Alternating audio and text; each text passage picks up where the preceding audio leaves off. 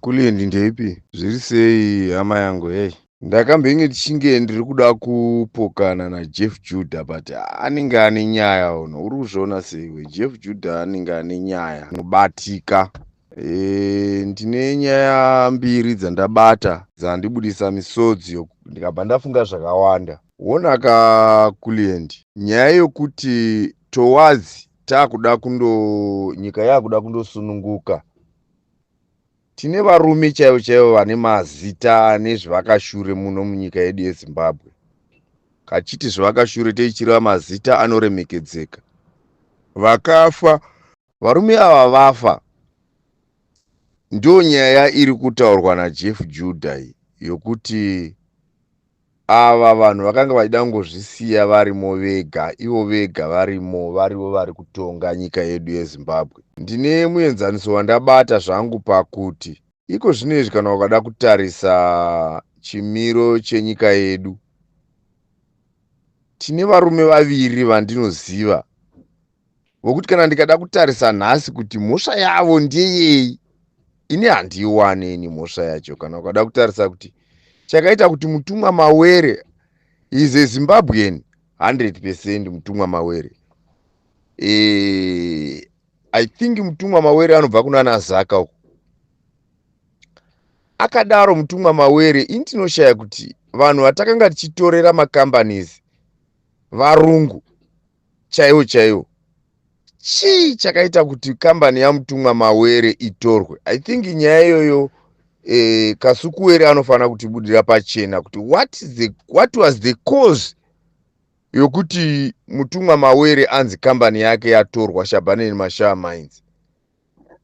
Nanhasi Mutumwa Mawere hatisi kutombonzwa nehistori yake kuti uripi, mupenyu here, akabva abuda akadzingirirwa munomu akandogara kuSouth Africa uko. Ndobva ndatanga kuti futi nditarise ndoona kuti tina Econet boss Strive Masiyiwa. Unoziva here kuti zvakatora nguva kuda kana asi makore kana maviri kuti Strive Masiyiwa atenderwe kuopareta kambani yake yeEconet muno, vachimunetsa zvimwe zvokuti vakamushupa vakamushungurudza zvokumushungurudza zviya kuti vamupe rezinesi rokuti akwanise kuopareta kambani yake muno. At the same time vakabva vazomudzinga futi munomu ari kuopareta ari kunze. Saka for sure kana murume uyu achitaura nyaya yekuti ava varume ava isu tinenge tichiita sezvakangoita vabereki vedu vakazopera kuurawa,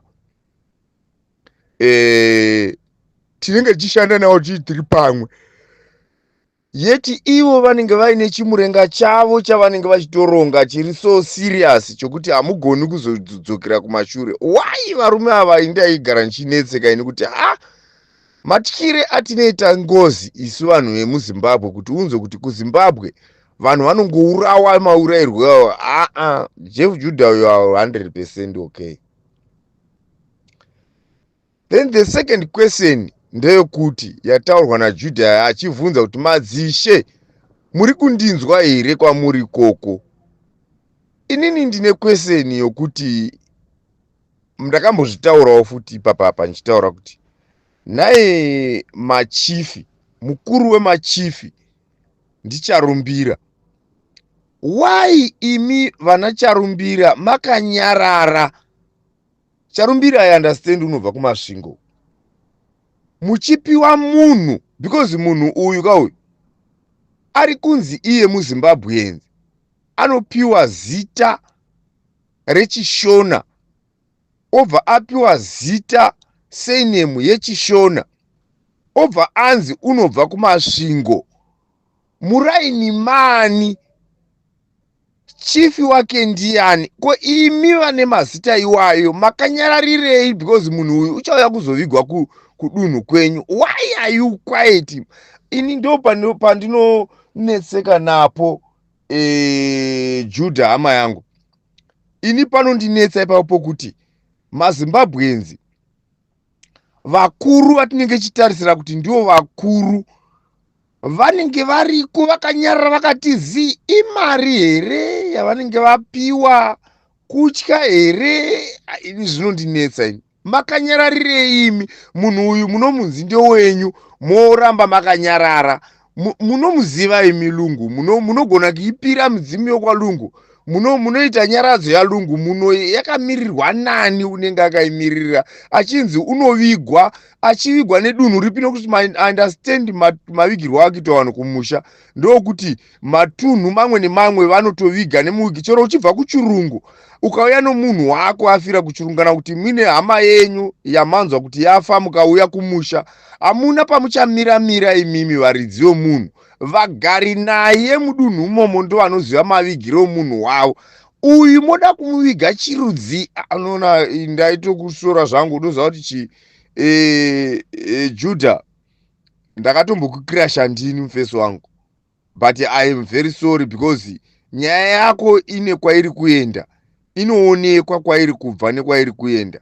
Of course it seems xenophobic, xenophobia, but you have got a reason to say that, because utsinye hwacho hahusi hwevanhu vomuno muZimbabwe. Muno muZimbabwe hamuna vanhu vanoita sevachadya vanhu.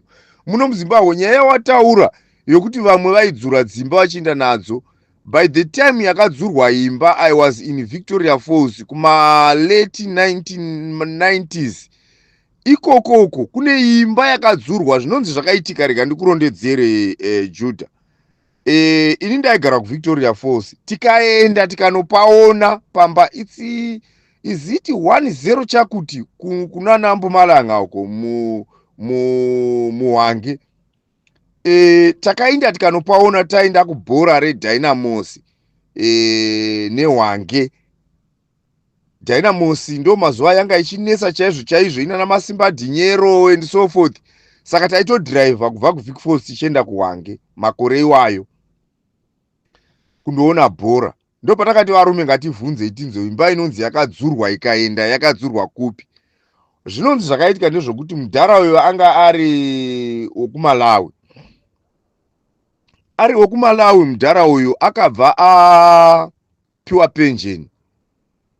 Ndokubva anzi vanonzi kana vakapiwa pension vazhinji vacho kambani yanga yaivapa mota, kana nhumbi dzako dzakawandisa waitopiwa traki nechimwana charo. Saka unonzi mudhara uyu akapiwa traki nechimwana charo, ndobva aendesa nadhiraivha kuMalawi. Achindosvika kuMalawi unonzi wakaudza dhiraivha kuti mwana wanga, ninarivara chituro changa paja pamba chanzi chiri panze, ndakanganwa chituro changu, kazvimacheya zvezvi zvinenge zvakaita chiuno pakati izvi. Ando chaanonzi wakati ndachikanganwa, so zvaunoita iwewe ndichazoya ndichichitora. Saka ukasvika usati wandosiya mota, tora chituro icho so that paunondozonosvika kukambani uchinopaka mota, unobva wachitora futi chituro chiya from what, from motikari uchienda nacho kumba kwako. Saka iwe kana wasvika unosvika wotora chituro icho wochikanda kumashure, usachiisa mukati, chikande kumashure kwetraki yako, then wozoita zvese. Saka unonzi dhiraivha wayo achisvika wakaita sezvakanga audzwa nasekuru vake vaya vakanga akaperekedza uya mudhara uya. Ndobva atora chituro chiya, ndobva achikanda mutraki. Hanzi achingosunza chituro achichikanda mutraki, imba yakabva yashayikwa. Ndo maendero akaita imba iriko yokuti ukabvunza vanhu vari kuHwange vanoziva. Ndo zvaunozoona kuti iko zvinezvi ukanzwa kuti baba vanongofamba nen'anga, vanhu vekuroya chete. Ndo saka nyika yedu hachisisina maropafadzo ainofana kuita, because vadzimu vedu havasi kufara nematorerwe akaitwa ufumi anoitwa ufumi hwedu nevana zvichiryiwa. Nangwe uriwe ukafa iwe, nyaya dzatinogara ichikonana nevakadzi dzokuti kana ndafa inini ndiri kugara musango iko zvino, I think I shall need to see you muno muSouth Africa, timboonana, timbogara pasi, inini ndinokubetsera. Nyaya iyi yauri kutaura inyaya inonzwika. Tinorara iwo marare atinoita tichidhiraivha magonyeti, tichisekwana natiraiori kunzi magonyeti hamuna mari. Apapo wakanyepa, mari tinayo shamari. Iwo unozviziva kuti traki tinowana mari yokuti kana iye hamene kuti basa rake raanoita ndereira angatishora.